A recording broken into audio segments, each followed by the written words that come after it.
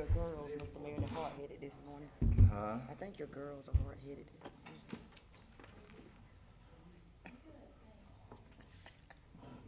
I'd like to welcome you to our council meeting. Good morning this morning.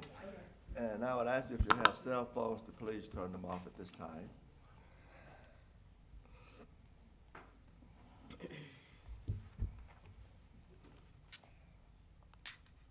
We will stand and have a pledge of allegiance by Mayor Pro Tem Reed, by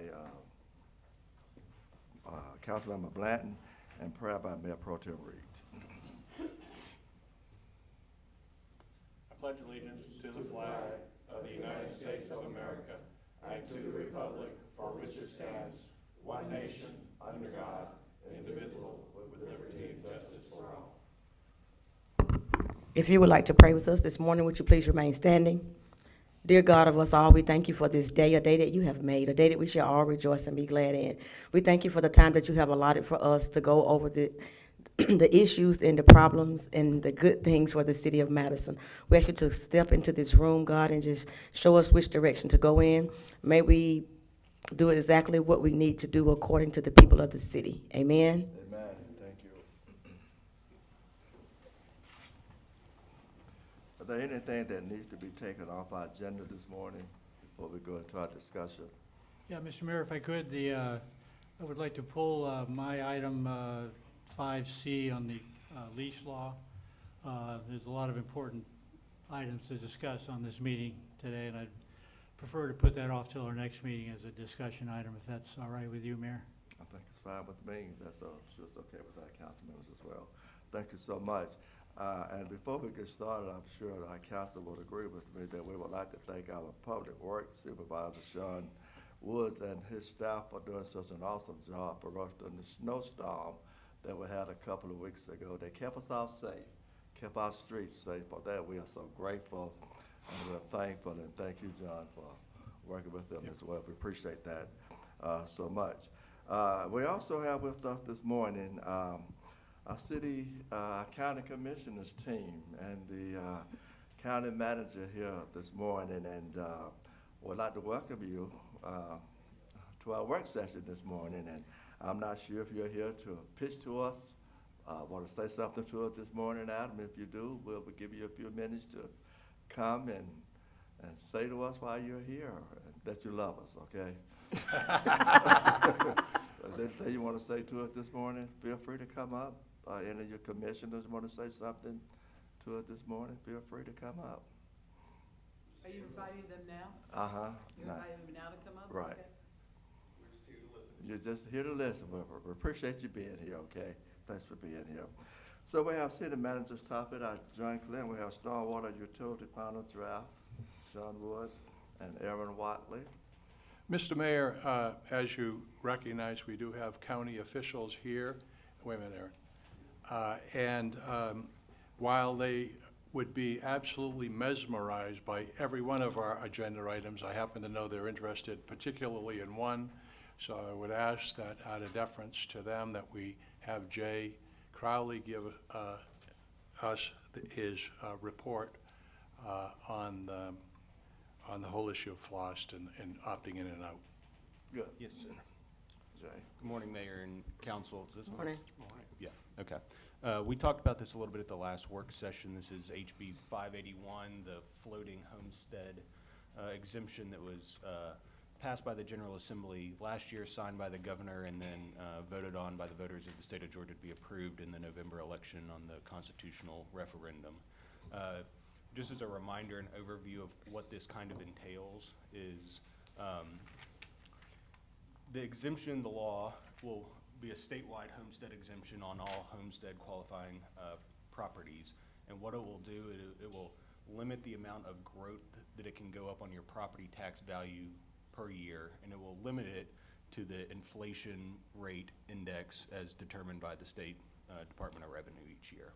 So on average, looking back over 10 years, that's somewhere between 2 and 4% a year that it'll go up. So if your house is valued at $100,000, it'll go up to $103,000, and then it'll go up 3% the next year, and the next year, and the next year. And so, you know, and And as I'm sure you all as homeowners know, your property value has probably gone up way more significantly than that each year over the past at least 4 or 5 years, as everywhere in the states, values have gone up quite a bit.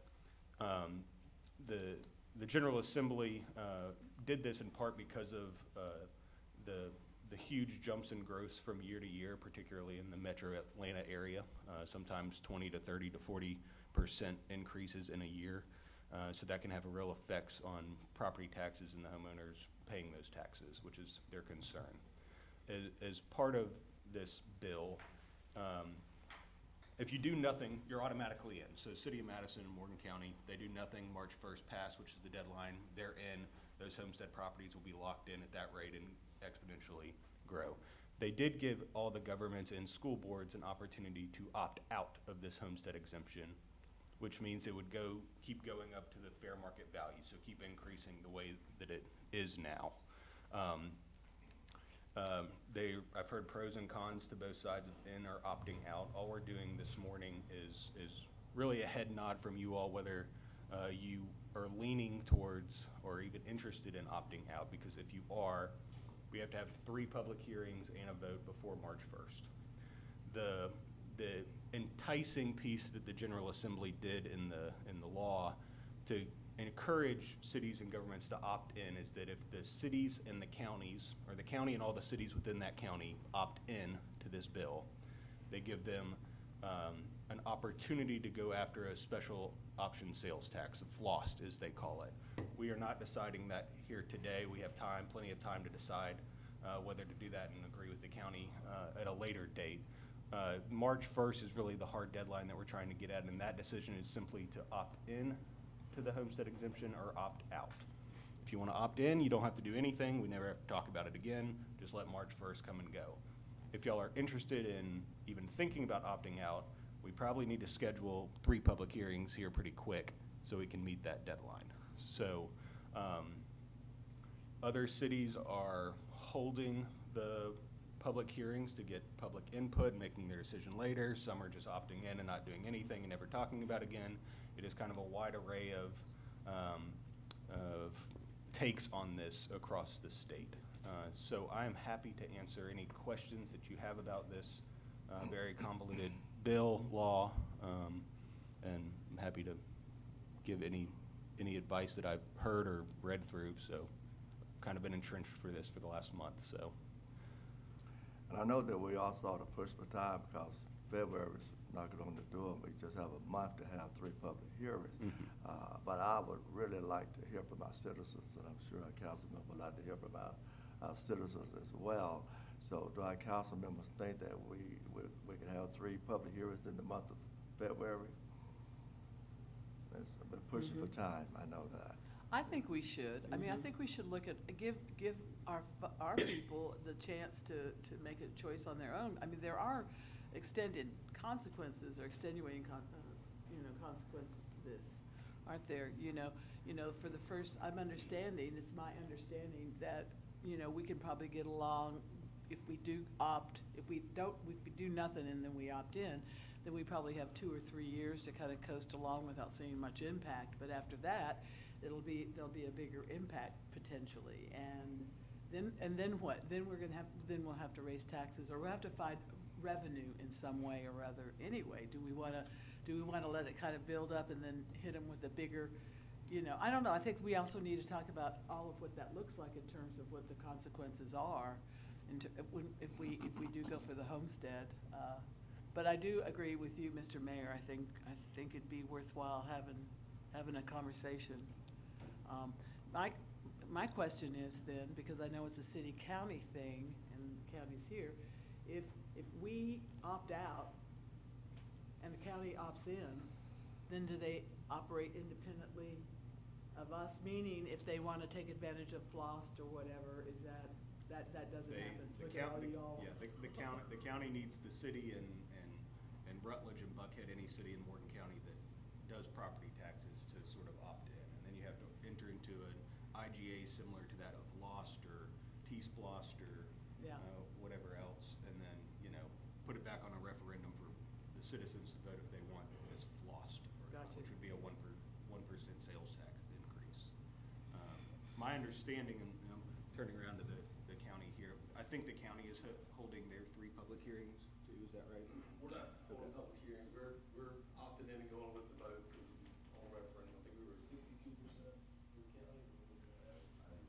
Yeah, as far as that wanted it, the people that voted on it back in November, and Oh, I see. we're looking at it more from a, we're a growing community, a growing county, just as y'all are growing, so, we can do better with budgets just as anyone, but you can't save your way to a net. We're gonna have to have revenues coming in. Yeah. The whole purpose of 581 was a great idea. It helps with people aging in place and, those values not going up. But if we don't do something about it, as far as like doing the floss, which is different than a sploss or loss, it only goes back to property tax revenues. So basically, it's either we get 3 years down the road and we have to raise the millage rate, Yeah. or we do a floss and it's paid for by sales tax dollars and Right. not just citizens in Morgan County. Sure. Mr. Mayor, if I could just add, this is a difficult piece of legislation for local communities and counties or whatever. But as Mr. Blake just mentioned, it sounds like it's a good thing to do to have the public hearings, and we could have public hearings. But even to have public hearings, it sends a message that you're thinking of totally disregarding the will of your citizens, who told you very clearly that they want property tax relief. And so, if you have public hearings, it's always, it sounds like a good thing, but you're going down a rabbit hole where we're sending a message to the citizens that we know you voted for property tax relief, but we don't know whether we're going to support you yet. We're gonna have public hearings to make sure that we don't want to disregard your overwhelming, and I think Mr. Rick has the numbers. Yeah, the numbers in the city matched apparently what the numbers in the county did by almost a 2-to-1 margin. And what I'm trying to I got say those is from that Jennifer. I didn't want you to leave the impression that Mr. Blake or the county's insensitive to the citizens. On the contrary, they've heard the message from their residents and their citizens, and they're not having public hearings because they're not considering disregarding the will of the people and overturning it. So you could have public hearings, but I just wanted to let you know that it could send a chilling message to your taxpayers that you may disregard their will and their decision. Well, it could, John, but at the same time, I think if it's presented as an informational opportunity, not necessarily a public hearing as one of 3 required by law to opt out, but just as an informational item. It's really hard. I tend to agree with you and Blake and Rick. It's really hard to say you're opposed to this property tax relief because it's been so overwhelmingly approved by the voters on that referendum back in our last election. I, for one, would be very reluctant to turn down the only opportunity in my couple of decades in Morgan County to get some property tax relief. I wouldn't want to be in that position. Where the lost revenue is going to come from going forward, that's kind of a little separate issue, I guess. Obviously related, but kind of a different discussion. But I see no problem with, I think we all kind of like public transparency, and I think having an informational meeting for people to help them understand these decisions, it might be helpful. I mean, we're kind of semi-professionals in this, and I don't feel like I have a total grasp of all the issues involved, and a little bit of information would be good.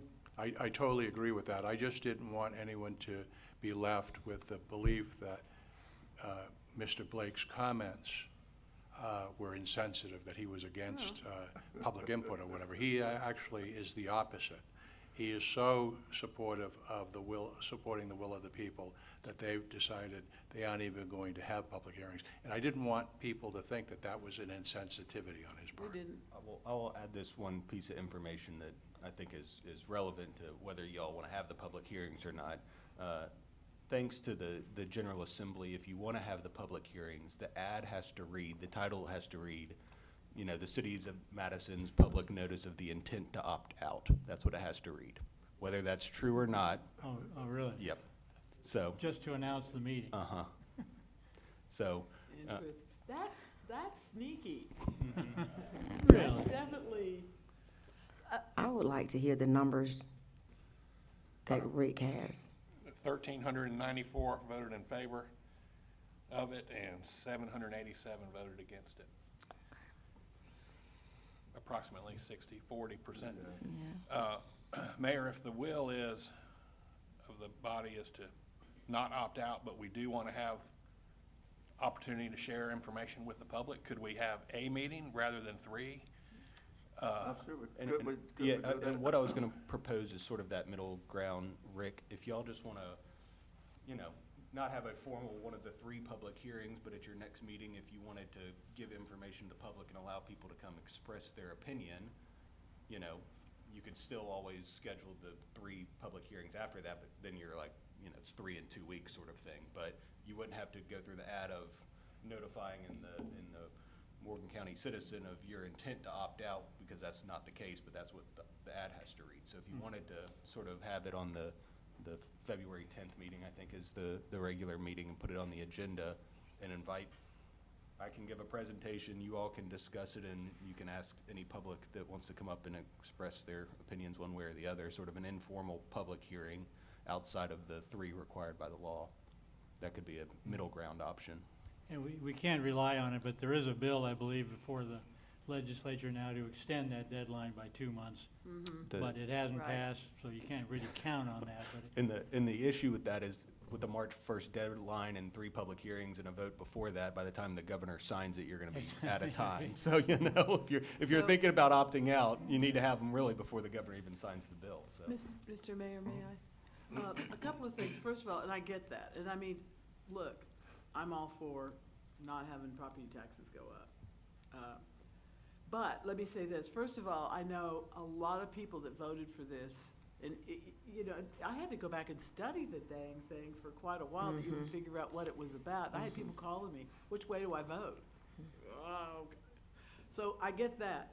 So, being able to discuss it further, even though we voted for it, and I think if everybody fully understood it, they'd still vote for it. My question is, if we did hold either the public meetings or we had, some public input, would it be feasible at that time to also discuss FLOST? And to say, here's what might be the solution to your property taxes not going up, which is to add a 1% increase? I mean, I'd like to know, because it's a hard thing. I want to know if people will gladly pay less property taxes and then add, a 1% tax. I mean, we hate the tax. We don't want any more tax. And is that, in John's, if I may use your words, John kind of feels like this is like, totally wiping out any benefit of having reduced property taxes by adding taxes. But I'm not sure, that might be a little bit extreme. I don't know, I haven't thought about it all the way through. I do know a lot of people who are spending money here are not from here, so we kind of get the benefit of that. But I mean, my question is then, do we even want to kind of put that out there in the same time that we put out the whole bit about the House bill? I mean, do you know what I'm saying? I mean, I'd like to know if people are in favor of having the tax, and then how is that achieved? How do we do that? Do we have to vote for it, or do we just say, we'll take it? Do we have to have special elections? Special elections. So the process to get the FLOST is first, Madison, Morgan County, Rutledge, Buckhead, et cetera, all opt in. So we all qualify because everybody did it. It is then entering into an IGA of how that revenue is going to be split between the cities and the counties, much like LOST and T-SPLOST and SPLOST. But it's a negotiation, so we can say, give us more. Right. That's right. Okay, good. Just saying, warning you. And then it's the counties, really the one that calls to put it on the ballot, either in November or whenever this agreement is reached. It can be farther in the future, and then it's got to pass the voters again for that 1% increase. John? I just wanted to say that I'm not sure that Miss Betsy caught my sentiments exactly. And thank you. I knew you would correct me. But the point is this, I think it's very good that we're gonna have a FLOST conversation. But as your city manager, I know that if you can't answer questions such as specifically, what do you want the money for, and what are you gonna spend it on? I mean, look at our T-Splost. I think it passed by 100 votes countywide. And that was very specific. Adam and Mr. Ben had a public hearing, and we specifically told the residents exactly which projects were gonna be done, and it almost didn't pass. If we just go put this out and say, ladies and gentlemen, we want to tax you, we have a new tax for you. We can't tell you what we're gonna do with it. We can't tell you why we need it. We're just gonna do it. I think it would be a disaster. And so my only point is, should there be conversation about floss? Absolutely. But only after we have a concise package put together, an educational process, and we can articulate to the residents exactly what the ramifications are if we don't do it and how we're gonna spend the money. And the beauty, if there's any beauty, and there's very little to this whole thing, is that we have time. We were thinking that it had to be in November, now we found out it doesn't even have to be November. So, yes, we want to have a public hearing or a number of public hearings to talk about FLOST and educate the general public and let them know about it, but we're not ready to do that, because I couldn't tell you sitting here today what we would do with the money if we got it. I mean, it's just doomed to failure if we can't articulate that. And I think that if we're talking about a opt-in, opt-out public hearing or a meeting in a week or two, we cannot be ready in a week or two to articulate why we would support FLOST.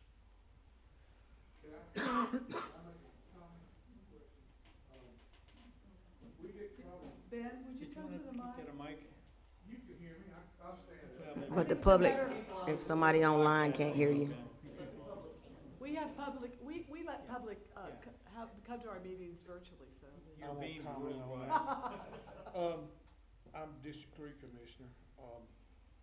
We probably get, what is it, Adam, 35% of our, sales tax revenue comes from out of county? Right, I mean, there's different numbers, but that's. Well, we get a significant amount from out of county, and the local option sales tax, be honest with you, if you don't do it, if we don't put it out there, we need to put it out there probably and let the people vote on it, because if you don't do it, in a couple of years, you're looking at millage rate increases. I mean, that's what you're looking at. So, I don't see where you have much choice except to put it out there, and then if the people vote on it and they approve it, they approve it. We have to educate them, like you said, we've got to educate people, let them know why we're gonna need this in the future. And I think, sales tax is the fairest tax out there. I mean, people come through here, we're a tourist area, they spend a lot of money. I just think that that's something that's gotta really be considered. I know some people are hesitant to put it out there, but if the folks are gonna vote on it, they're gonna make the call. They'll make the call one way or another, but they need to understand the ramifications if you don't pass it. And you said it a while ago, down the line, I mean, you gotta have revenues to run. And it doesn't get any cheaper to run every year. It costs more and more to run the government every year. It's just a fact. So it sounds to me, and if I may clarify, including you in this, that if we did put it up for a vote, FLOST, that it would be on us, if we wanted to determine and put out there what we're gonna do with the money. Is that correct? Is that what I'm hearing you? Otherwise, we don't have to do a thing. I mean, is it on us to say, just give us all the money, hang on, Blake, give us all the money and we'll just do whatever, or here is what we agree to do? You see what I'm saying? Yes, and I think the response is, and I'll defer to Mr. Blake, is that we need to work with the county, Right. decide whether or not there's going to be a ballot question. And yes, we need to, if we're going to put it on the ballot, one assumes that we're going to articulate a reason why we're doing that, other than, and this is not insignificant, but the argument that we just want to let the people decide, that's not really a responsible response from the city or whatever. If we're going to put it on the ballot, I think there's an onus on our part to articulate a reason why we're doing that. Well, and also don't we wanna articulate what The that money ramifications. is used for? Yeah, yeah. Floss can only be used to counteract property tax.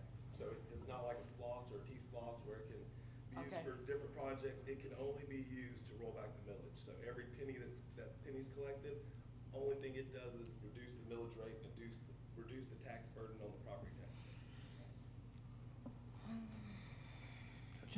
Just a point of information here, just so we kind of know, there's 159 counties in Georgia.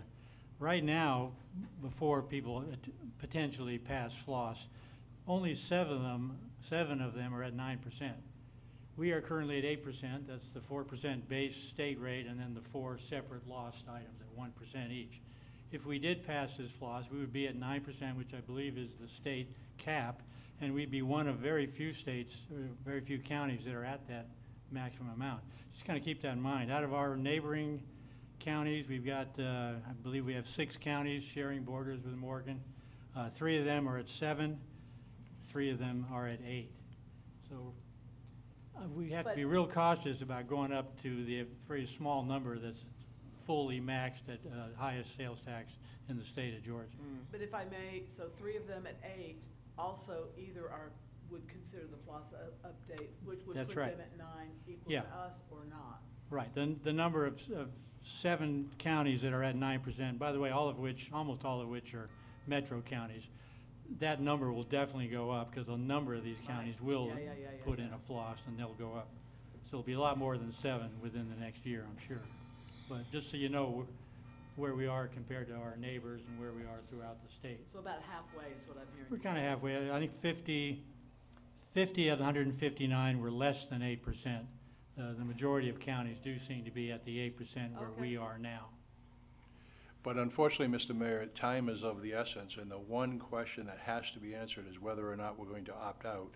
And so the question is, do you want to have 3 public hearings, or is the process just to educate the general public? Because we could put this item on the council meeting February 10th and spend significant time, because it's a light agenda.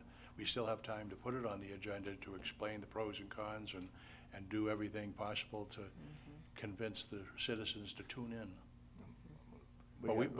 But the deadline for the agenda is Monday, and the deadline for our decision is March 1st. So we kind of have a gun to our head in terms of that issue. So I think we have time you say we have time to put it on the agenda for Monday? Yeah. Okay, let's do that, yeah. And I think that could be the opportunity again, if we did choose to go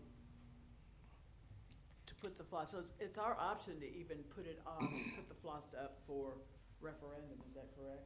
I mean, it's not gonna automatically go up. We just have to say, give the vote. So, I mean, it might be a chance to, again, not only do we talk about the House bill again, but also to kind of talk about what are the ways that we could mitigate, if it were mitigation of that loss of revenue. And I don't know, what do you think, Rick? I think we should not opt out of it, and I'm fine with having an informational meeting with our council meeting Monday night. I think the voters have spoken, and I think the floss should be looked at. I understand that the reason we can talk about a floss is because of this legislation, but if you separate the two, I think it's cleaner, and it will take time to determine. Good point, yep. You know, I mean, but the voters have spoken. They want tax relief, and I understand. I agree with Ben, and I agree with others in the room. I'm sure that is a good kind of tax to help other people, but my concern is that it might jeopardize our other lost. You know, we passed some of those by slim margins, and I'd hate for those to not pass in the future, and so, you know, Yeah. folks, A lot to think about. it does cost people money if you buy a car here and you're at 9% instead of 7%, or, you know, whatever we buy. So it's real cost for the citizens in the county and the city. So Mayor, if we were able to do an informational item on our February 10th council meeting, it wouldn't have to be listed as the first official hearing to opt out. And based on maybe the feedback we get at that meeting, then there'll be time still, if we wanted to do the 3 meetings. Have I got that right? I would like to have an informational session as well. Yes, they did vote, but I'm pretty sure some of them didn't understand what they were voting for. So we have numbers now that are 60-40. But once they begin to understand what they're voting for, our numbers could significantly change. Some people just go in and check boxes because they don't act, they can read it and still don't understand. Even for me, sometimes when I read it, I'm like, what?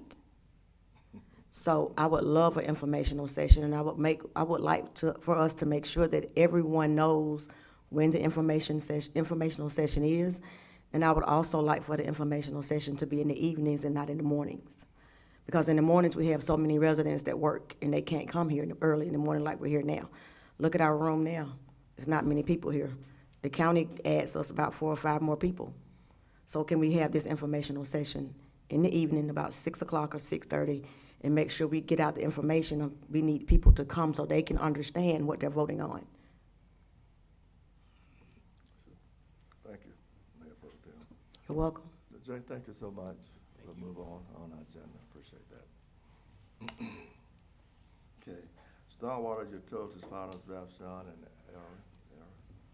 So we have 2 issues. One is hopefully to bring to some closure a utility stormwater ordinance that we've been working on for over a year. Aaron has a brief 4 or 5 questions that he wants to pose to you to get some feedback so we can finalize. And then secondly, I've asked the planning department to update us on building in some flexibility with the issue of impervious surfaces for some of our businesses, whatever. So, Aaron? Thank you. So, you should each have a handout, 6 pages. One is front and back. It should be on top. The other is labeled Chapter XXXX Stormwater System. It's 5 pages, one side each page. The 5-page document is a draft, not final, but a draft ordinance.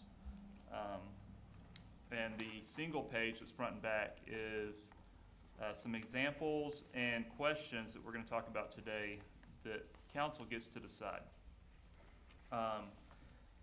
Over a year ago, Mr. Clem wanted to discuss a stormwater ordinance that would be user-based stormwater utility. Is what it's commonly called. It's common throughout the southeast. It's very common in Georgia. Our nearest neighbor that has one is probably City of Covington. And we have a lot of stormwater issues. You get the calls. I get the calls. We go out and look. This is an older city, older infrastructure. And we've got a deficit. Last year we had a survey of all of your pipes, conveyances, ditches, structures, and it's better than expected, but still leaves a lot that needs repair. How do we get a handle on that? We talked about that last meeting, and if council moves forward with a stormwater utility, before we get there, we need a full ordinance, and so there's some questions that I want to go over today. So the first of which is exemptions. A stormwater utility, if we're treating it as a utility, everybody's a user, everybody's a customer. Most stormwater utilities only charge developed land. So that would be anything with more than 400 square feet of impervious area. Some have it at 600, some have it at 200, some have it at 1,000. 400 seems to be a common number, and so that's what I proposed. But so we would be looking at anybody with more than 400 square feet of impervious would be considered a customer and would get a bill.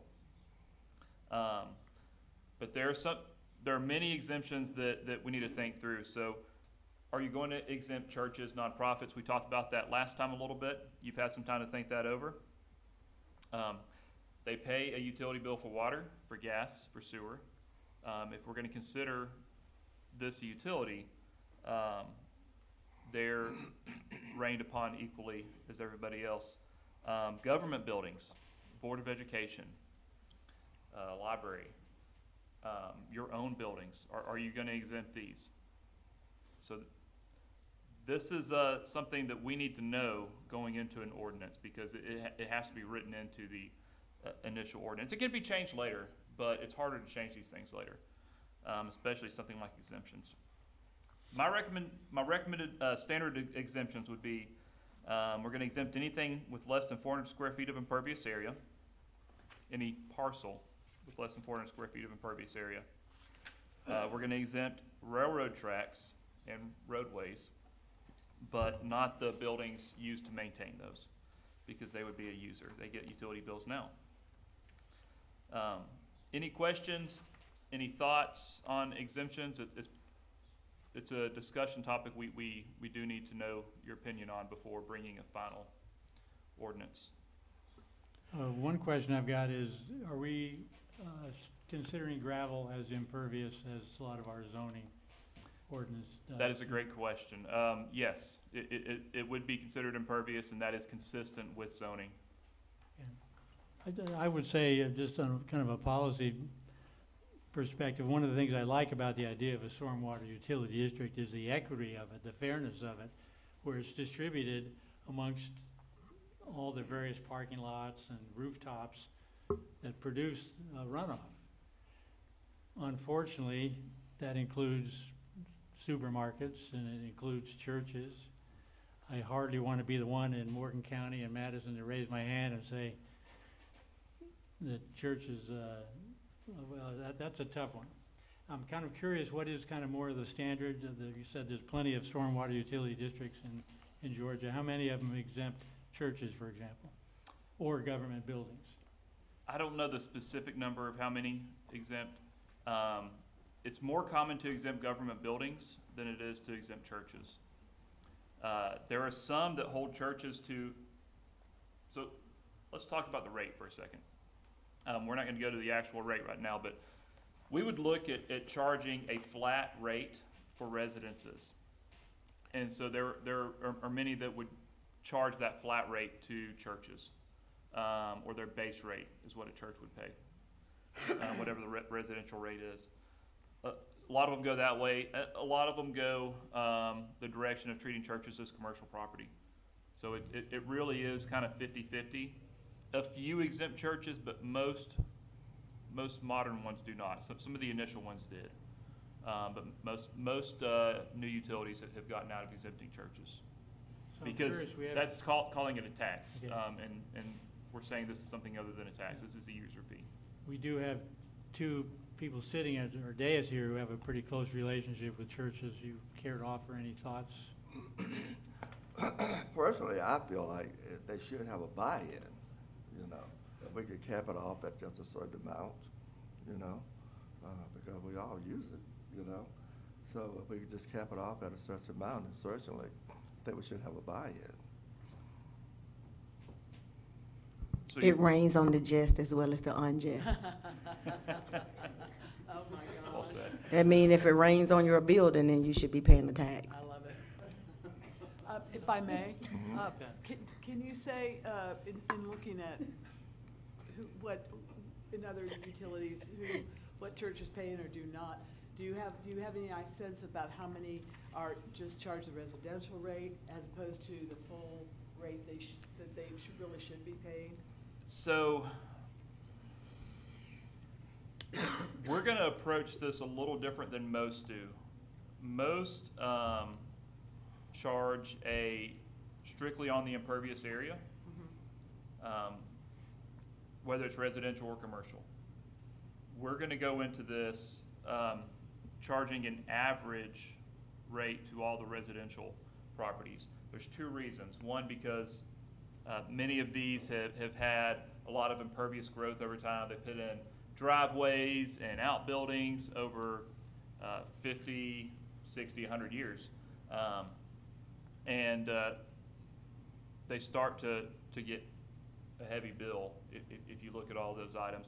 Another reason is we don't have a robust GIS system right now in the city. We have GIS, but we don't have a GIS department that can delineate all of this. We're using interns and staff, and they've got other stuff to do. And that is something we probably need to look at in the future, having some dedicated GIS staff if we move forward with this, because it can be GIS heavy. But it's difficult to delineate every single property So it's gonna help us get started earlier, and it's gonna help administer if we're just delineating commercial properties and not every residential. So what I've done is gone into some of our smaller communities, just to make sure it's not a burden on the residences. So I've looked at like the Canaan community and taken the average of their impervious area, and that's what we're basing the impervious area on, which is 2,500 square feet. And that's what they would be charged for, and that's what all the residences would be charged for. And what that rate is gonna be up to council. But that's what I would recommend, is starting out with a flat fee for the residences based on the average impervious area there. So if we look at churches, they have a lot more impervious area generally. Yes. But as a point of equity, you can look at that, you can look at churches as if they're residences. We can write that into the ordinance, or we can look at them as though they're commercial. So that's gonna be up to council, how you would like to look at that. And it all depends on how big their parking lot and roof is to what they get charged, if they're commercial. I have specific experience with 2 cities that implemented this. And in both instances, and I also have reviewed nationally, and I know that most cities that I've looked at stay away from picking winners and losers and exempting some folks. You go down the rabbit hole of let's exempt churches, then let's exempt hospitals, and then let's exempt nonprofits. Yes. And what about poor people, people on fixed incomes or whatever? Before you know it, it's the fairest thing is treating everyone the same. That's exactly right. And I have asked Aaron, since this is new and a lot of people don't know about it, that we start modestly, that we don't whack people with something that's onerous, that we start so people can understand, come on to understand the purpose of it and what we're trying to accomplish. Because the citizens that call me, and there are many of them, that they're just shocked that we don't have a stormwater program. They say, I pay taxes. What do you mean you don't have a stormwater program? They're absolutely shocked that we don't have a program. And so that's what this is. But I would suggest that we treat everyone the same, and that we keep it modest, at least to start with. I agree. And I think that, in my mind, John, would include us as a city. If we're gonna, if we're gonna put his Absolutely. fee on our county That's friends right. across the street here at the county building, we certainly can in good conscience exempt city parking lots as well. That's exactly Seems right. obvious to everybody. It brings on all of us. Okay, so the base residential rate will be defined as single-family residences in this language. And again, you're gonna have an opportunity to approve or disapprove this ordinance as a whole. So we're just trying to get to the point where we can, I can sit down with Jay and we can write the final ordinance. The next question is the rate, or the unit.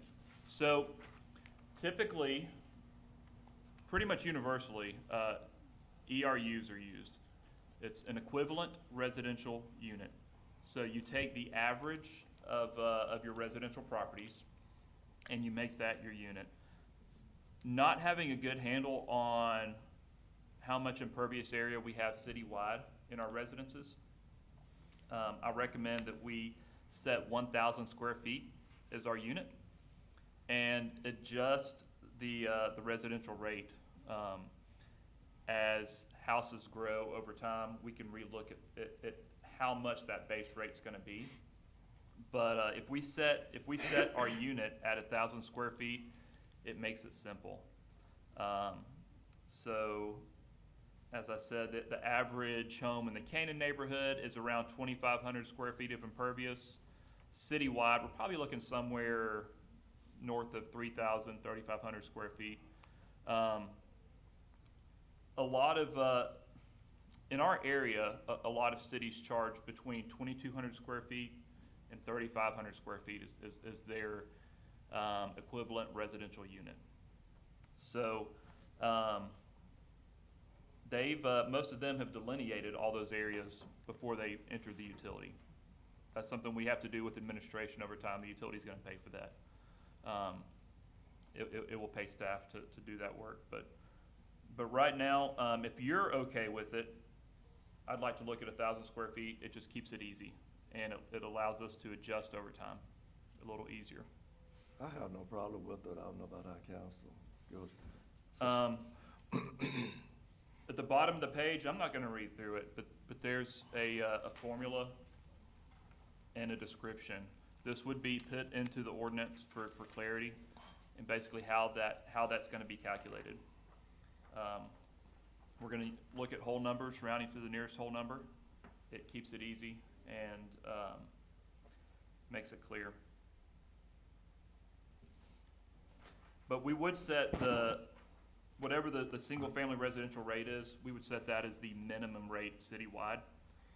So if a business is small, they're still gonna pay that minimum rate.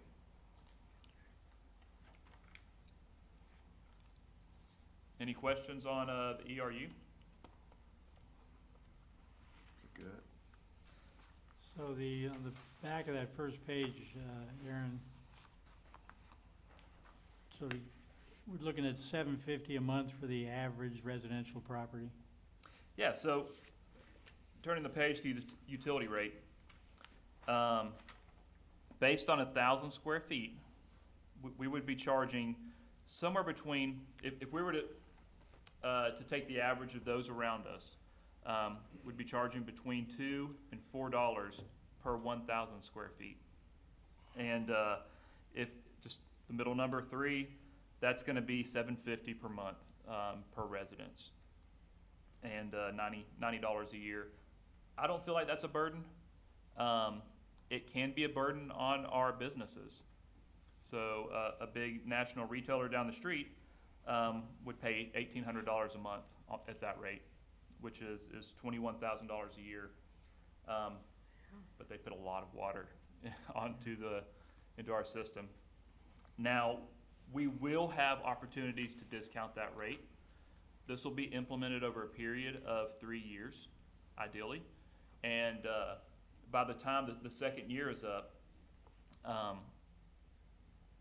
if you're in full compliance with the current stormwater manual, the Georgia Stormwater Manual, the rate can be discounted as much as 50%.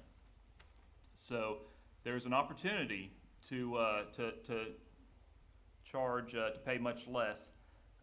We do have a lot of older industries here, so this could be seen as a burden on them. So I would really, $2, $3, $4 a month per ERU per 1,000 square feet. It's not going to make a drastic change for our residences in those numbers. It will make a drastic difference for businesses. Average rate that a residence would pay around the state is anywhere from $250 to $8. So we would be a little bit on the high side at $3 if we went there. It does bring in good revenue, but that's something for council to discuss where you want to be.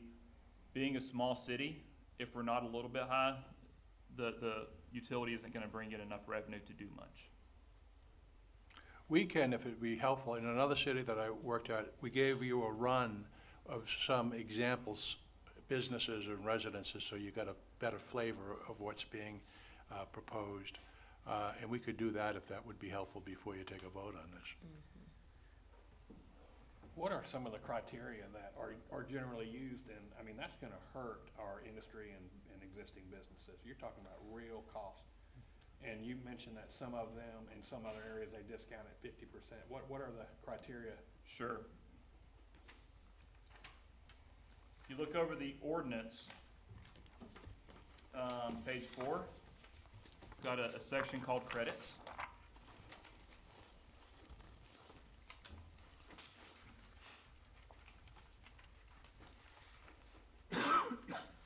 And this really, it goes through a lot of engineering here, but different levels of detention, according to the Georgia Stormwater Manual, are included here. And it's whether we're going to hold full water quality, which is a wet pond, a pond that always holds water so that it gives a chance for sediment and stuff to settle out. And then various flood stages. If the pond can hold those flood stages, we're gonna reduce another 10%, another 10%, another 10%.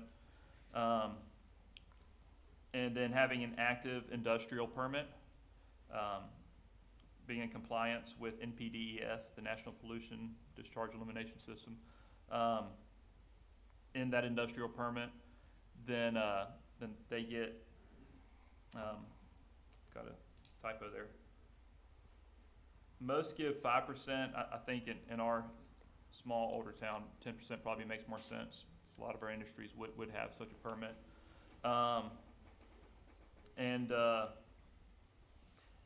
One thing we don't have here is for a credit for retrofits. Having a lot of older industrial buildings, we might think through some ways to add a credit for some kind of retrofit that they might could do. But there are a few businesses that it could be a burden on. We'd be national more than retailers glad, might not. Rick, I know you have a particular interest in this, and if there are others, from now until the time it comes up at the council meeting, if you'd like to have an additional meeting and review the impact and the numbers or whatever. I'm mindful that we haven't had a I'm the biggest advocate for a stormwater ordinance, but we haven't had one since 1809. So we don't have to do it all in 1 year. So the question, I think, the question is reasonableness, and if you'd like to assist us in exploring this further, I'd be delighted. Because I do wonder, going along Rick's line of thinking, what do you say to a business owner who says, look, I was required by your zoning, I built this retention pond at my expense, and I fenced it and I maintained it to control the water coming off my property, and now I'm being feed Yep. beyond that expense. What is the answer to that argument? I know there's pipes downstream from what. So if they're in compliance with the Georgia Stormwater Manual, which most modern detention ponds would be, they would get somewhere near 50%, somewhere between 35 and 50% discount and rated credit. That's pretty What a good. few cities do, like City of Augusta, just says if your stormwater pond is maintained and in compliance, then you get a 15% rate reduction. That's a little more all-encompassing, because we do have some older ponds here, and we could look at something like that as a first credit. 15% it's not a huge reduction. We could look at 25. It's really up to council what we do there. We still have a lot of industries that don't have ponds at all, and it's going to be hard for them to get a credit without some kind of without installing a pond. But that, at the same time, is the reason that we're looking at this ordinance, because all that water's going into our system, onto our streets, and that's yes, it's the burden that we're trying to fix. Mr. Mayor, I wouldn't mind informally meeting with councilors and Okay. getting your input on that. And just real quick, like, since our grant guru is sitting over there, yeah, don't look around. Do we know if not that it's your job, but do we know if there's any funding available? Are there any grants? Is there any assistance? I mean, there's Yeah. probably no federal assistance for anything right this minute, but down the road, is there a chance we can help kind of kickstart all of this with some funding? Have we looked into that, or is that just not?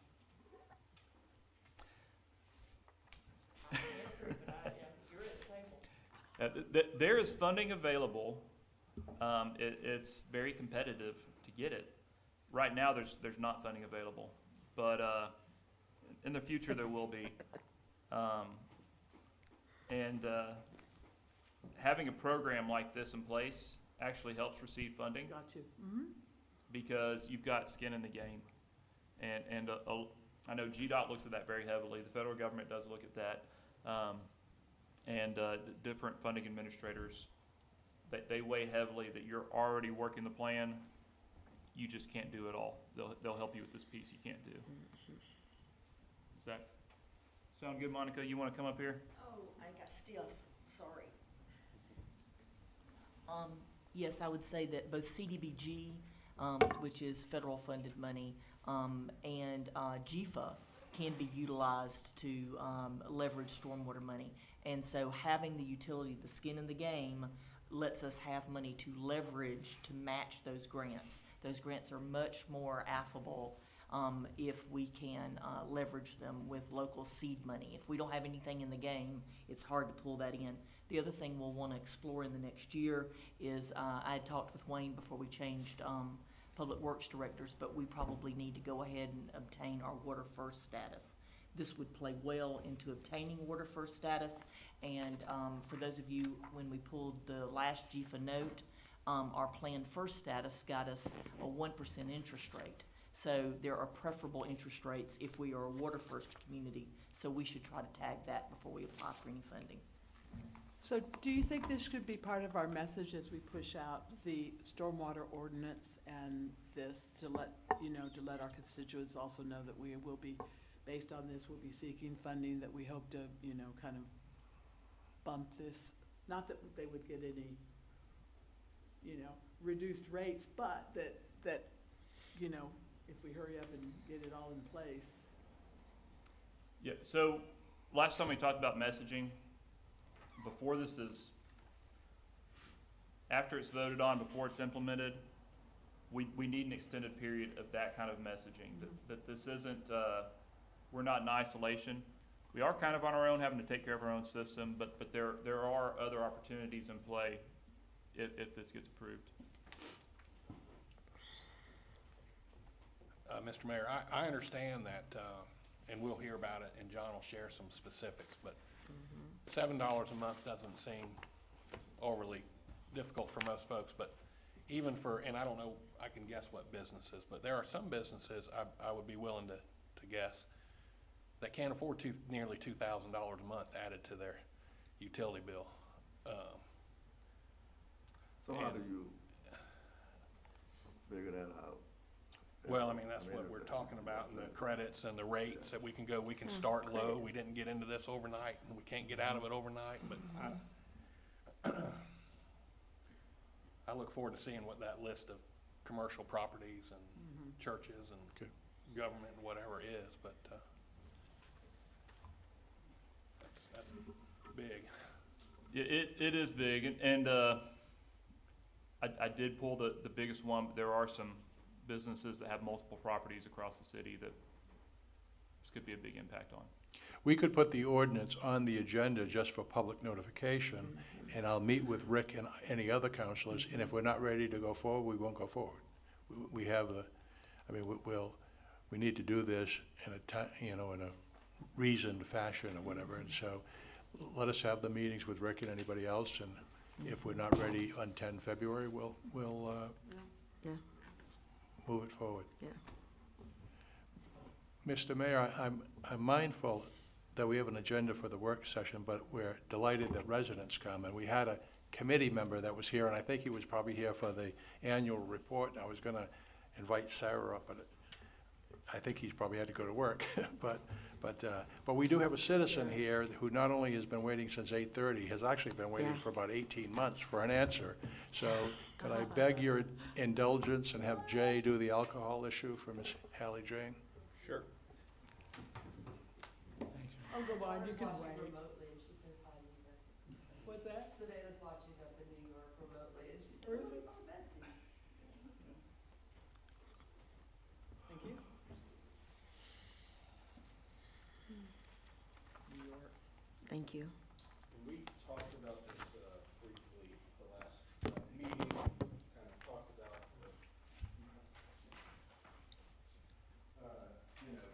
this special event use and whether they can get alcohol licenses to serve year-round so that they don't have to come up to the city and get special event license for the weekend, for every weekend that they're doing that. And I know you all had some questions and concerns, but what I've basically done is just done an initial draft that would allow anybody that has a special event space to get a year-round license if they wanted to.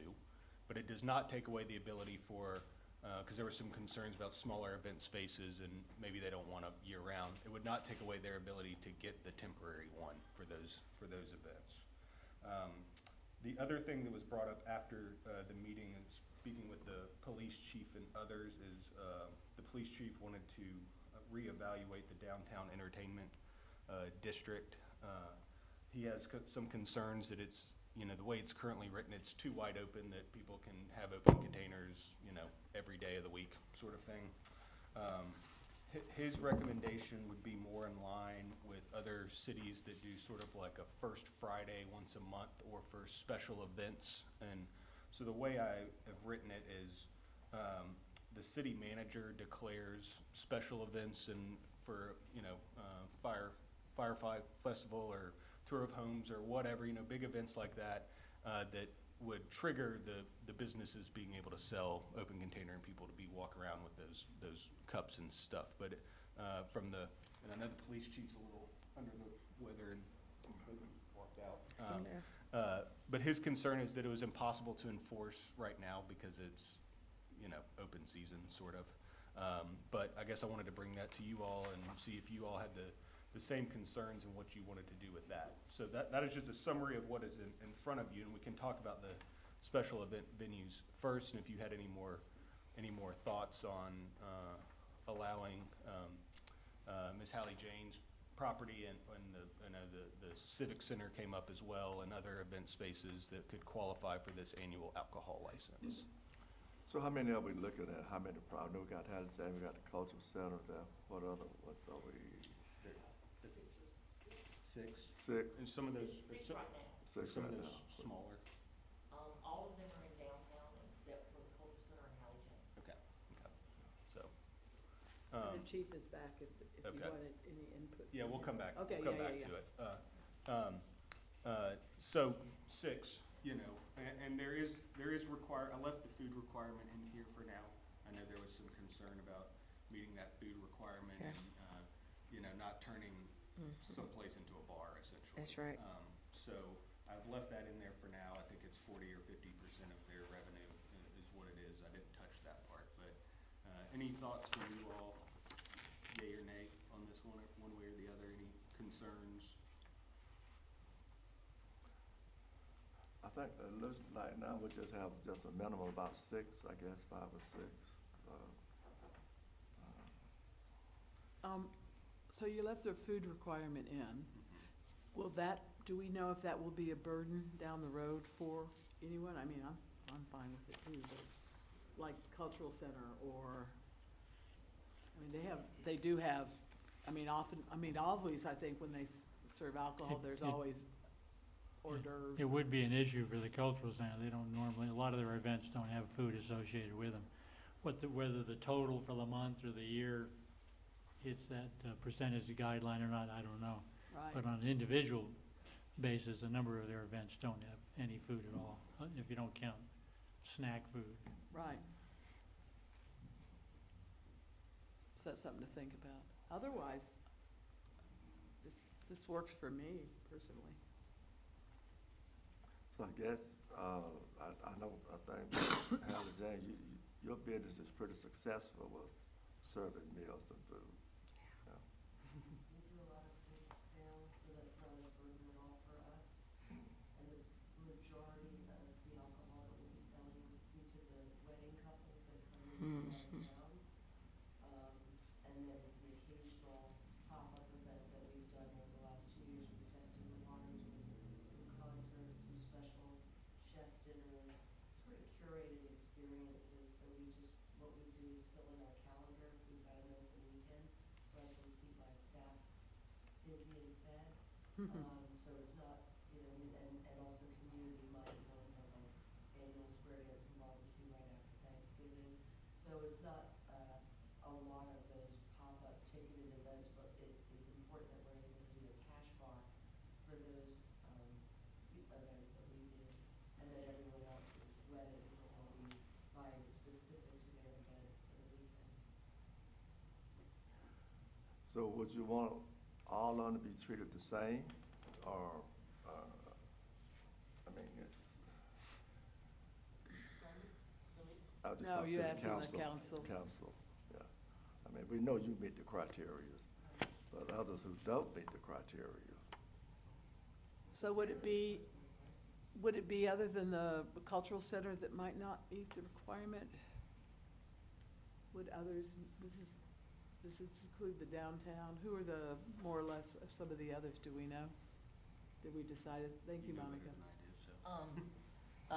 The conference center under Town 220, the building beside it that I never know the Variety name of. Works. The Variety Variety Works. Works, thank you, I Oh, never yeah. can call that. ICLOF wanted to do a wine bar initially, and so we told him he had to serve food, and he is technically a special event facility, and there are things advertised there, and I think those, brings us to 5, not 6, counting the cultural center and Hallie's. So if I may, then it sounds to me like most could meet the requirement. I mean, if we left the food requirement in, it would basically, it sounds to me like it might just be, and I like the idea of the food requirement, it might be maybe ICLOF, but maybe Cultural Center, which already is doing permits as they go along. Is that not correct? Or licenses as they go along? Yeah. Okay, so that could just be what they continue to do unless they can meet, the food requirement. How do you feel about that? That doesn't seem to be a particular burden for them. It might be, but it doesn't necessarily, do we know if it's, having to do it on a case-by-case basis is a burden, or could they continue to do it that way? Well, personally, Betsy, I kind of view that food requirement as something of a throwback, where citizens are afraid of pool halls and hookers and spittoons and stuff. I think those days are kind of gone. And I think a lot of the reasoning behind requiring food is we don't want bars, we want restaurants Right. that can serve alcohol. Personally, I think it's kind of a archaic concept myself, but that's just me. That's a good And I don't point, even no? drink. You mean you don't want prostitutes? Or pool halls? Come on. So the food, are we at 60% now, food I requirement? think it's 50. I think It's 50/50? Yeah. It's 40. 40, yeah. Does anybody, So, what do you think, Rick? Do you care? It sounds like it's working for me for the cultural center. I'm not involved in it, but I don't know that we, Can I just Have any briefly issue? remind you that the Cultural Center had put in a request, I believe John presented it, to double the number of licenses. You might have a That's middle right. ground here. You could adopt the ordinance and keep the 40% to forestall the hookerdom of downtown Madison. But you could also go ahead and add, instead of, is it 12 or 10, Eric? I think it's, it's 12 I think it is temporary 12, licenses yeah. a year. You could double take it, that yeah. to double 24, and then that addresses the cultural center as well, but doesn't open us up to whatever fearfulness we're currently engaged in. So, Monica, stop, don't go anywhere. Yes, ma'am? So if we remove food completely Uh-huh, and take that out as a requirement, yes. and again, we're talking about special event areas, we're not just saying somebody's coming in and opening a bar, that might be, I don't know if that'd be different or not, but what would be the unintended consequences of removing the food requirement? Any bar that wants to come in can call itself a special event facility and doesn't have to serve food and can be a bar. Yeah.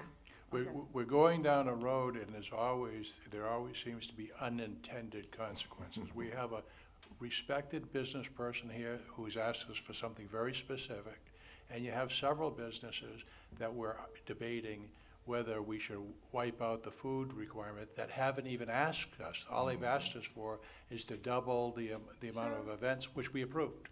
And so, and then we're just about to bring the chief up to talk about an unintended consequence. When you were arguing about whether you were tired of being the judge and the jury on serving to minors things and giving that to the judge, there also was an issue there about open containers or whatever. And now I'm talking to council members, they didn't even recognize that the ordinance change that we made was 365 days a year. And I'm talking to council members and others, and they're like, We didn't support, did we support that? No, that's not, we wanted special events. We wanted the sip and stroll and the firefly or whatever. So there's always unintended consequences, and my advice is just we're trying to address Miss Haley Jane's issue. We should stick to that to the extent that we can, and Monica properly said, it isn't just impact or whatever, but now if we're shaking off the food without any consideration of the impact of that is not wise, in my opinion. I plead guilty to leading us down that rabbit hole on the food and the spittoons. So, let me retract that. That was a personal opinion that probably shouldn't have been brought up. Right. Fine. Don't do it again. I know you're not feeling well, but, Hey Jay, it did change to 50-50 last year. I corrected you and I was wrong. okay, okay. Everybody still good with 50? Yeah. Fine. Okay. I'm staying out. So just for clarification, special events, you can come get an annual license, 50/50 Yes. food requirement as it is now. Yes. Don't take away the temporary alcohol licenses, but double the amount or raise the amount so that the cultural Right. center can Yes. fit all of Right. their I events like it. under it. Yes. So- Yeah, Okay, yeah, I like good. that. All right, I mentioned this when the chief stepped out, but the downtown entertainment district ordinance, which John just brought up as well, the chief mentioned to me that he had some concerns over it being year-round and how hard it is to enforce, open containers in the downtown area. And I don't know if that was, I don't think that was y'all's intent to do it, but that way. So what I've done is cut that back to basically that the city manager declares it being a special event. So the city manager declares when the businesses can sell and people can have open containers downtown. Does two things. One, it limits it to, I think, what y'all intended, which is for special events or big holidays, 4th of July and stuff like that. And two, when he does that, it notifies the police department that, hey, there's gonna be open container allowed downtown, and when that doesn't happen, and someone's walking around with an open container, not allowed, and the police can, do their job rather than driving by and saying, well, I don't know if it's, if they can have it or not, sort of thing. So I think that is really the changes simply, and Chief, if you wanna add anything. Yes, so it is a safety issue. If we have folks that are carrying open containers that they bought from a restaurant downtown and then end up Eatonton Road, and, like just the other week, we had that fatal pedestrian crash that the State Patrol worked, where there was open containers involved. I want to try on the front end to help mitigate those things by, we can't control people's behavior to that extent, but if we can put some safeguards in place to try to, as a preventative measure, do that, I think that it would be a worthwhile endeavor.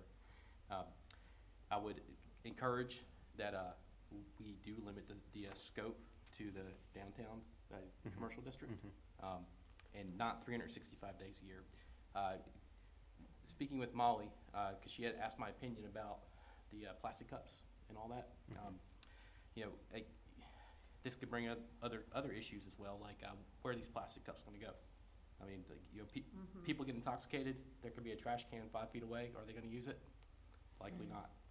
In my experience in downtown Athens, they had a general prohibition on open containers just for that fact, to help keep it from becoming, like the streets becoming a receptacle for trash, which could bring up, more problems. I would encourage us to, if we are going to allow open containers in the downtown district, that it's limited to the number of drinks that they can purchase to 1 per person, and everybody that would receive a drink had to present an ID. So, for instance, somebody couldn't go into a restaurant and buy 6 drinks for 5 people that are outside and 1 for them, but those 5 outside are under the age of 21. Everybody would have to present an ID. So I would encourage the council to look at those concerns as well.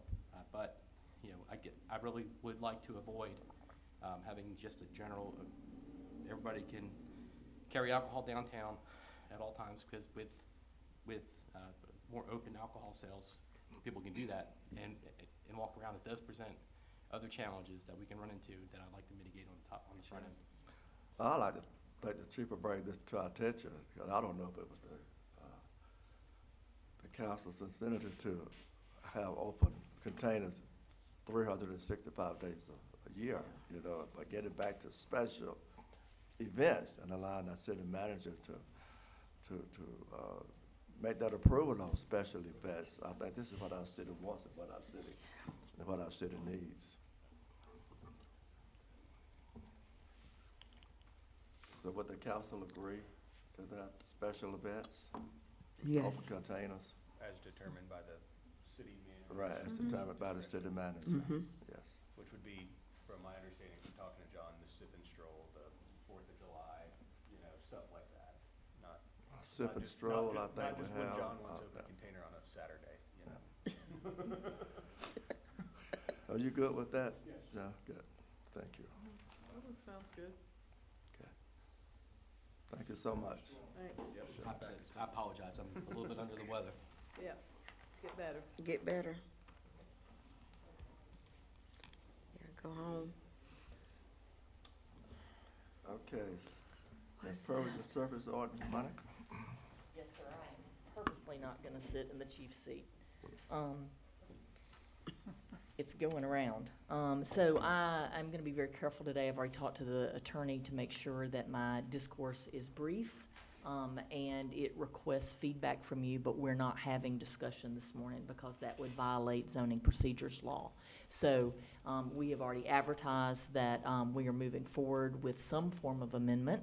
Staff is drafting that now, so today I'm just gonna brief you on what we're working on and what we'd like just to have discourse with you if you'd like to come to our office and give us feedback, or direct John, and John direct staff and tell us if it needs some editing. But again, I wanna be very clear, I'm not asking for discourse today. It's not a public hearing, and that would violate zoning procedures law.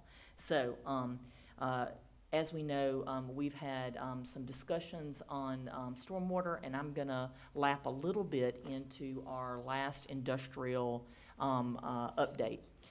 Because Molly and I knew coming out of our industrial update that we were gonna wanna do some relief for extant industries that might be at a certain degree of impervious surface, and that's where the nexus between stormwater and redevelopment meet. We do want our existing industries to grow. It's actually one of the better sources of jobs instead of always chasing the great banana that's out there. We want to help our existing tax base entities grow, and one of the impediments is when they are on old non-conforming lots, perhaps lots that have been annexed into the city and were substandard for our regs, or perhaps even regulations that have changed over time. Like in '96, we laid down stormwater regs. So we might have a lot of businesses and commercials that qualify for the discount that developed post-'96, but pre-'96, they're gonna be challenged. And so we're looking at those same challenges in the zoning ordinance, and how do we help those businesses continue to thrive in our community. So I wanna go down some of the things. John asked us specifically to evaluate impervious surface reduction for requirements for gravel parking, to consider that, to look at it. We've had an engineer specifically give us some thoughts on that. We're gonna give you some ideas on a sliding scale of, right now, if you're looking at an industrial property and you're building it inside our community, or a commercial property for that matter, your cap on impervious surface that you can cover of any individual lot is 60%. That's the max that you can shed stormwater onto everybody else and slow it down, hopefully, before it leaves, and do correct BMPs. However, we have not in the past given credit for any form of gravel. There's a reason for that. We're in Georgia and the Piedmont, and we are all our topsoil is down in Savannah, in the river. So we no longer have subsoil that percolates well. And so when you put gravel and pack it down over the years, it does become impervious to a large degree. So we'll be working with both our Jacobs engineer, but also very tightly with Aaron to look at maybe a sliding scale and giving gravel some credit. For our new people that are using gravel, we are looking at the possibility of an alternative design standard that might include a different substrate or prep that would allow the gravel to continue to be more pervious for a longer period of time, and giving a different standard for that, but it also may involve a credit for Aaron. So we're thinking in tandem with the new stormwater ordinance. One thing we're going to have to do is also reevaluate the conflict between the stormwater requirements. I want to have Aaron review those, see if they need to be upped, lowered, to make sure that the stormwater utility is as efficient as it can be. We want to make sure that our standards for development are conducive to that, and not creating future industries that are going to have compliance issues. We're also looking at formalizing our cross-parcel privileges. And what I mean by that is if you're in the corridor, for instance, and you're a commercial entity, you have the ability, if there's coordination and correct easements, you can do collective stormwater on an alternative site. It doesn't have to be on your own site. To be conducive to business, we allow parking off-site. So you have to meet the parking regs, but maybe you could do it on the parcel next door, or y'all can split the parking as long as it works for both entities. We don't require it to be parcel per parcel, provided that that's articulated in the plan review at the time, and it continues to be maintained. So it takes the burden off of you putting all the impervious on your own site. Does that make sense? It also takes all the burden of you putting all the pervious on your own site. So it lets you move it around a little bit. It's collective detention is one of the terms that is used. We also allow that for vegetation in some instances in the corridor. And so we want to extend those cross privileges to some of our redevelopment sites that need and are struggling with that. So I don't want to choose a specific entity. I want to be kind of careful about that. But if we have a substandard lot that an industry is owned and they are at 80% coverage, they may have an empty lot next door to them that the property owner's not willing to sell, but might be willing to give them an easement to do some of their responsibilities under the ordinance for development on.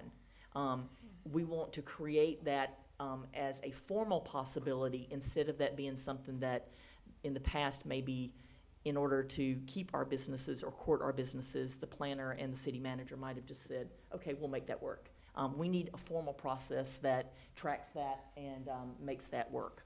And then we're also evaluating,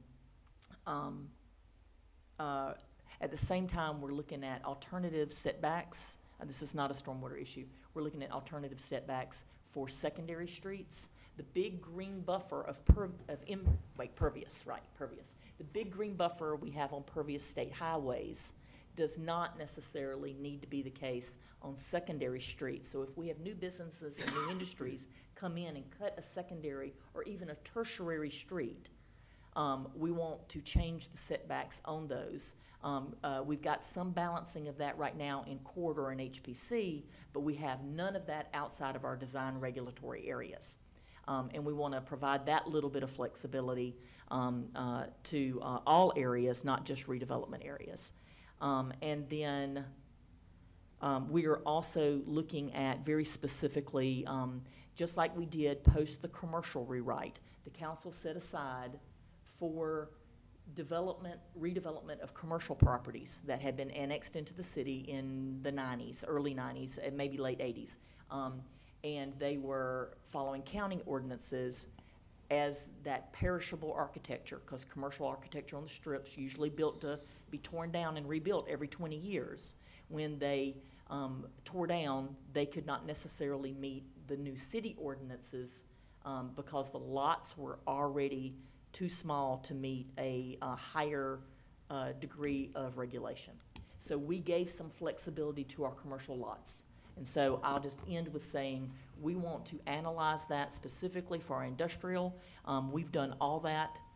We believe that that's going to break at about 10 to 15 acres. So the commercial one is 3. And we think the industrial one's going to break at about 10 to 15 acres. Those are going to be industries that you see up in our airport, which is our older airport area. It'll be industries that are on Atlanta Highway. Those are the industries that developed current modern standards and are likely to struggle with either expansion or redevelopment. So those are the list of things that we're looking at. I would just also encourage you, when you're talking about stormwater credits, I'd like to encourage you to maybe build in how often they violated their permit. If they're frequent violators, that we're spending hours of Philip having to go back time and time again, maybe they don't get the full discount.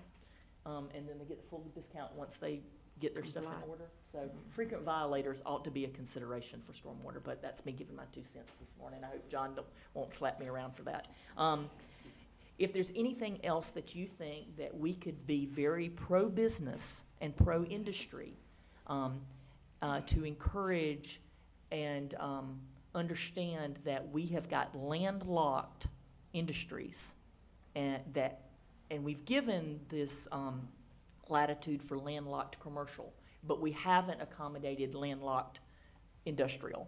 Please contact me, share your thoughts with John. John will relay those to me, but we want to address that. Last, we do allow some alternative compliance by paying into the, and I'm going to get it right so that Karen won't kill me, Local Development Fund for commercial.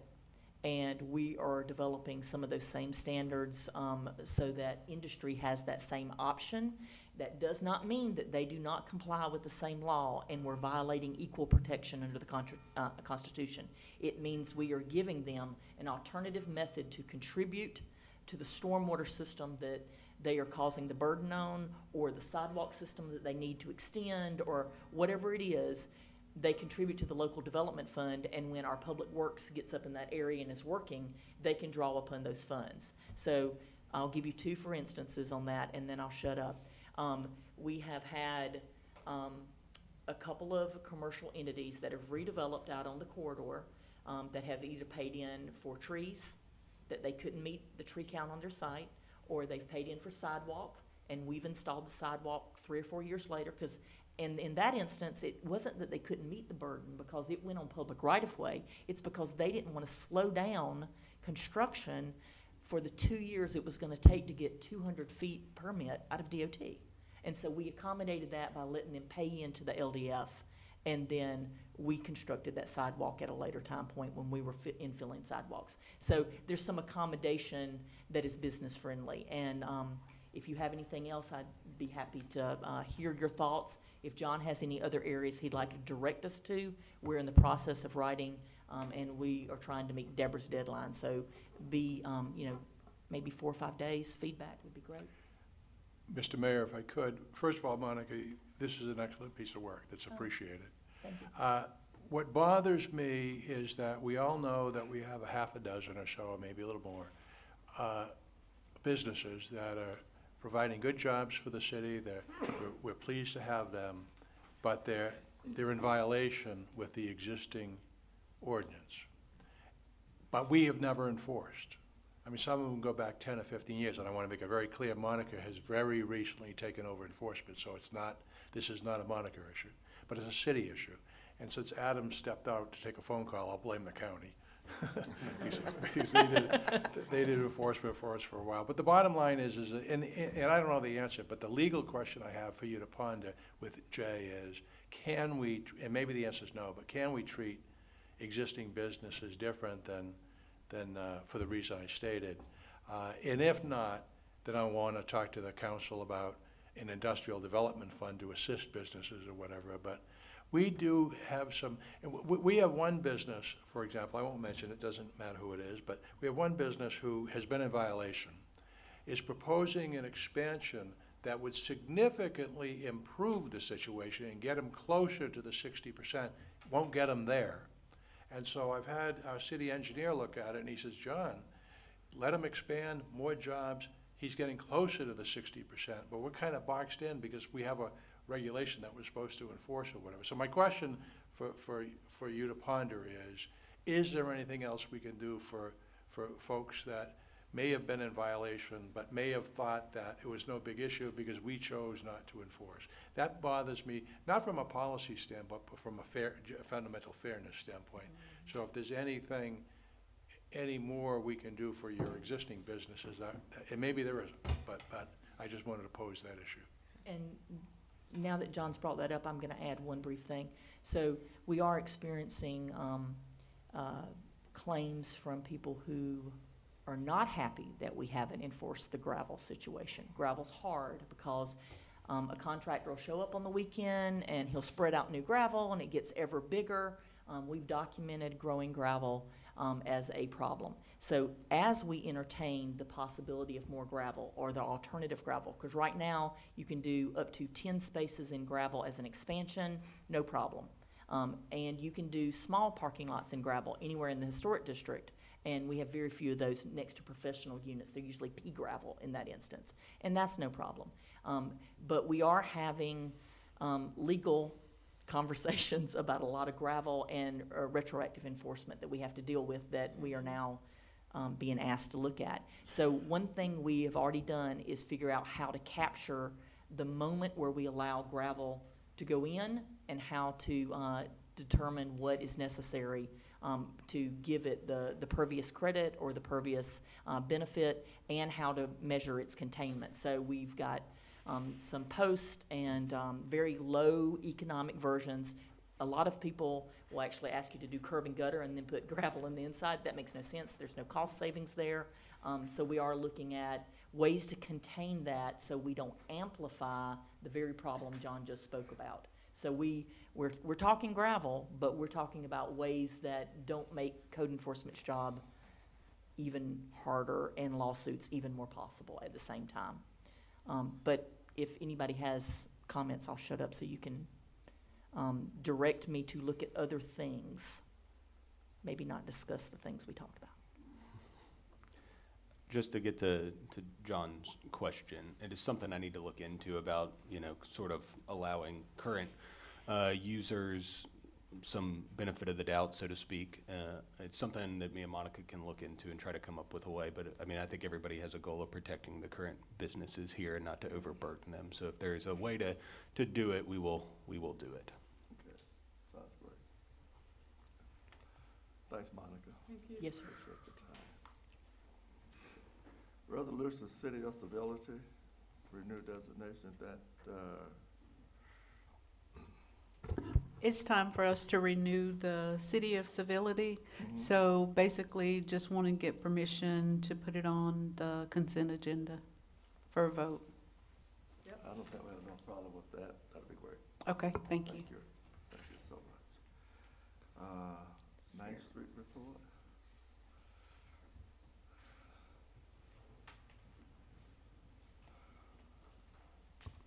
Good morning, Mayor and Council. Morning. So this is going to be kind of a just quick summary. I had already had one piece of information sent out to you to review in advance, which is just kind of that overview report of some of the numbers from tracking over the past year, so you can see how downtown has done in terms of events, volunteer hours that have occurred, rehabilitations within the Main Street District, property sales, and into some of the programs, including the Downtown Dollars and the facade grants. So I'm happy to answer any questions on that. I also would like to say, as a recap of some other things that went on in 2024, I created and ran the Adopt a Lamppost program, which was really successful as a fundraiser. It got over just a little over $3,000 to help replenish the funds for the cost of repainting the red holiday bows, and also a little bit into covering the cost for ordering some new holiday garlands with lights to go around the lampposts downtown. We developed and implemented the Open Late Downtown program, which has been doing well and slowly growing. We have one event tonight, which is Ladies Night Downtown from 5 to 7 p.m. And I've had business buy-in for wanting to participate and do it next year and continue growing that program. I established a beautification committee who we've done volunteer downtown cleanup days, and we're going to be doing some more coming up in the spring. I helped conduct the parking study last year, walking around counting occupancy of the downtown on-streets parking spaces. I myself completed about 60% of those routes and trips every hour on the hour for each section for a week, from 9 to 6 p.m. And Monica and I, and Molly, are going to be working on presenting that full report to you all soon on downtown parking.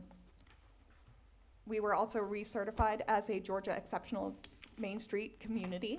So that's a 3-year certification program. So that was part of Karen Robertson's term as Main Street and a little bit into mine, but I only started September 2023. So the credit goes to Karen, and I just did the presentation and toured them around. So we've been recertified as a GEMS community.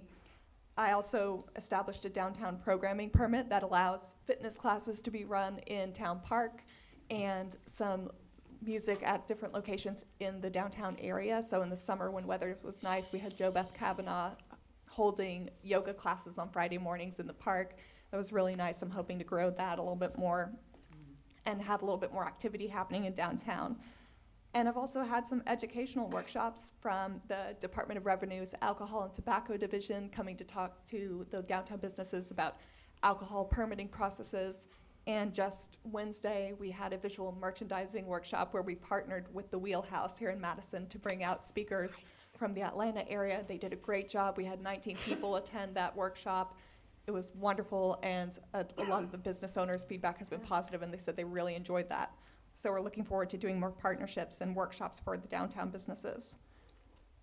And I also drafted a publication rental rack contract, which has gone through my department head, and John has seen that to try to look at the publication racks, the literature racks around the post office, to see if we can actually reinstitute the rents that had been collected up until 2017, 2018, and then kind of stopped a little bit. A couple of those literature racks have broken mechanisms, coin-operated mechanisms, and so in looking into funding, we're like, where does funding come from? And then we're like, well, we might want to institute renting those out again at a smaller, at a regular rate, close to what it was back in 2017, 2018. So not upping it, but having some sort of income where then those literature racks mechanisms can be repaired and utilized. And I also was able to speak on a panel for iWorks and Georgia Tech on creating place. And so that was a really nice opportunity to be able to do that and represent Madison and showcase some of the things that the downtown has done. And I also personally completed 119 educational hours in the course of that year. So it was a good year. It was very busy. If you have any questions, I'm happy to answer them. We've got more things coming down the road, which I'm excited about. And yeah, so I think it was a good year, but if you have any questions, I'm happy to answer. Thank you. Thanks for doing a great job downtown. So do you have time to do more stuff? Because I have some suggestions. Sure. Okay, fine. Throw it to me. I'll meet with you. Okay. All right, thank you. Thank Sarah, you. for that report. As you know, that Councilmember Lathan has had to resign from his post on City Council because he has moved out of the district. We all know now that he has officially moved out of the district. And of course, we have, I think, 2 candidates who are vying for his job. One is, which is here this morning, in Brockton this morning. But he served on our DDA as the liaison person from our city council. And of course, the mayor gets to make the appointment for a council member to serve on DDA. And DDA, some of the members have contacted me and told me they do need some representation from the city as a liaison person. And they prefer business, people who have business here. And I would like to appoint Councilmember Mayor Pro Tem Reed to serve as a liaison person from our council on the DDA. Thank you. Yep, I am That's pleased awesome. with that choice. Um, My vote. Thank you. me too. Thank you. Okay, I accept that. all right. Thank you. We know you do well. Thank you. Thank you so much. We've talked about floss already, Jay. I don't think there's anything else we could talk about. Is it? Unless there's any other burning questions on it, but All right, if there's nothing else, this work session is adjourned. Thank you. Thank you. Thank you, Mr. Mayor.